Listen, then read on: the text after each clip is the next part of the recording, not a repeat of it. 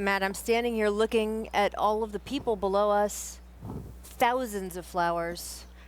What about for the players? Could you have played a basketball game on Sunday like the Denver Nuggets and Houston Rockets did an hour or so after getting this news, or even yesterday? It would have been tough. I played a day after my mom died, and in the moment, you're good, but as soon as the whistle blows, as soon as you shoot a free throw, as soon as you're subbed out, your mind immediately goes back to what's hurting.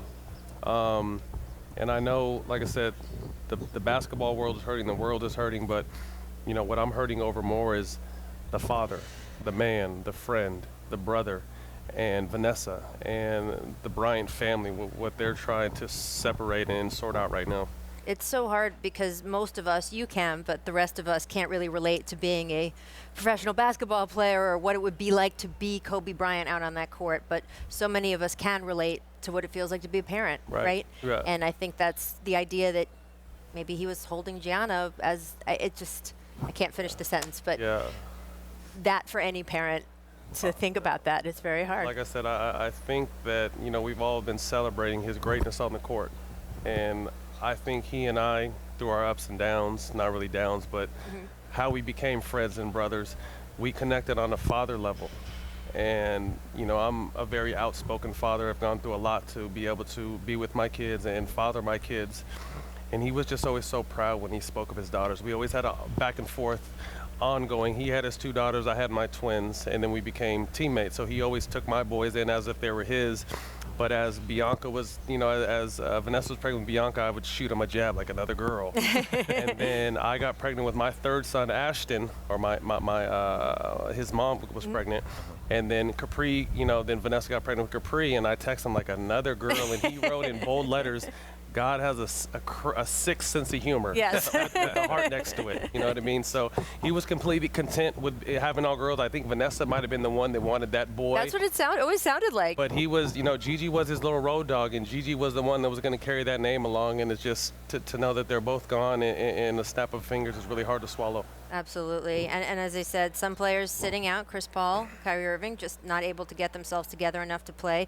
Spencer Dinwiddie of the Nets has announced that he is changing his number, going from number 8, one of Kobe's numbers, to he is going to now use 26. An addition of 2 and 6 is 8, but he feels that he can't wear Kobe's number anymore.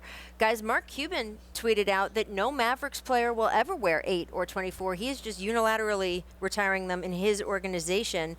Dave, what do you think should happen to players around the league who have these numbers? I don't think the league has to retire it. I am all for the league bending the rules. Usually you have to apply about a year ahead of time. Any player wants to do it within this window, please go for it, and we'll take care of it on the back end. Actually, the Dinwiddie could be interesting. I was thinking about 26. It might be 24 for Kobe plus 2 for Gigi. Right. Which, what an honor that would be. But a mandate I don't think is necessary. Miami Heat retired 23. Pat Riley for Michael Jordan. Mark Cuban stepped in with this. Any team that wants to adopt that policy, I think that's great. But I don't think you have to make it a mandate. Yeah. Well, this has hit the Nets as much as any of the teams.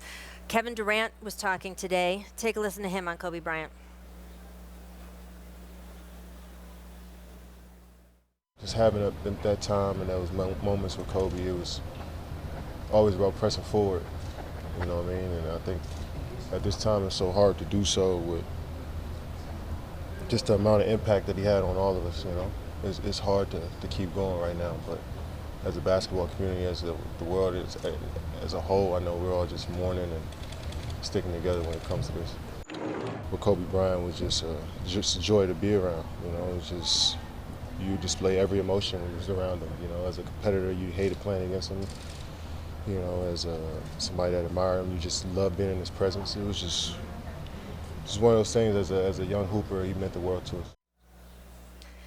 It's funny to hear him say you saw every emotion. That's something I wanted to ask you about, Dave, and you got both sides of it too. I remember early in Kobe's career, I would tease him because when we would talk off to the side or after a game, he would laugh and smile and be himself.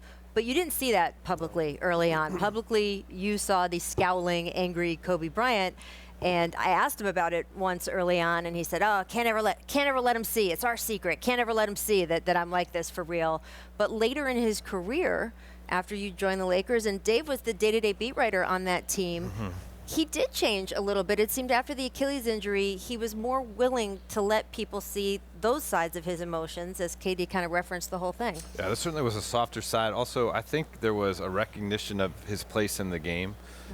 You know, for instance, when he was still pre-Achilles injury and just thriving and striving and becoming a killer on the court, he was spending time in the summer with Hakeem Olajuwon. And Hakeem Olajuwon was giving him his knowledge and saying, here, it did me so much good in the game, now take it to the next level. And I think he learned a lesson from that and did the same thing with guys like Russell Westbrook and James Harden, Kevin Durant, Kyrie Irving, Giannis. He kind of chose the guys around the league and wanted to be a part of their journey, because I think that allows him, of course, a tough choice of words, but it allows him to live on. Yeah, absolutely. Yeah, I mean, I asked him during the podcast, having his place in history and knowing the former greats, and I've never seen anyone open up their arms like Kobe has. You know what I mean? You mentioned some of the greats, but it wasn't just the greats, it was everybody. Yeah. You would see NFL players, Major League Baseball players, and NFL and NBA players at the Mom Academy, way in the hell out in the middle of nowhere. Yes. You really got to love Kobe to drive Yes. an hour and a half just to get your work in, just to get your treatment in, just to become better. And that was something he took pride in, because I asked him, I'm just like, what drove you to do that? And he just said the greats before me did. He mentioned Jerry West, he mentioned Bill Russell, he mentioned Hakeem Olajuwon, he mentioned a whole list of guys that really opened up their mind and hearts to him, and he felt like he needed to pay it forward by doing it for everyone, not just the stars. Yeah, I mean, we showed a video yesterday of myself and Tracy McGrady at the Mamba Academy where we sat and told some old stories with Kobe, but what stuck out to me also about that day is they did have NFL draft pick hopefuls there working out in the back. It really seemed like everybody wanted to touch some of that Mamba magic. They gravitated to it. I mean, if they could take a small piece of Kobe's mind and apply it to their game, they were going to up their game, and they knew that. And all sports gravitated to the Mamba Academy.